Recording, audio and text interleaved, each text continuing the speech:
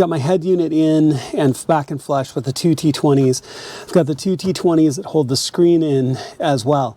Now the center dash piece, like I said, plug in the light track on this side, and then this seems to be really stiff, more stiff than some kind of the others that I've worked with over time. So just gently get this to push back in, kind of wiggle it a little bit as it goes, and then it'll flush back really nicely, okay? But just be careful with it. These can be kind of fragile. Now, the other thing, just while I'm thinking about it, I'm noticing a lot of fingerprints. They should have come with screen protectors, so make sure to put those on as well.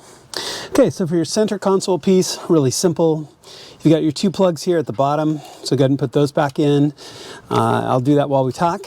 So we'll plug all of this back in, and then when you put the center console back in, again, you want to have a kind of degree of care when you put it back in, because it can be really stiff.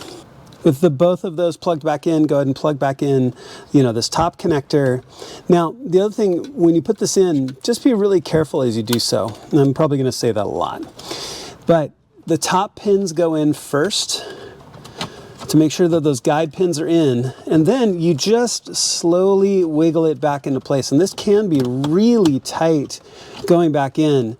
You just kind of have to just press at it to get those feet to start. There's one. There's another, there's the rest, just like that. Okay, and it's just kind of that right amount of pressure to get it to set back into place. Okay, so with that, all of your center dash should be back together. Let's go ahead and work our way back down the side of the car to make sure everything's put back together there, and loop back to the tail, which is still in pieces because I wanted to make sure all of that wiring was correct before I put it back together.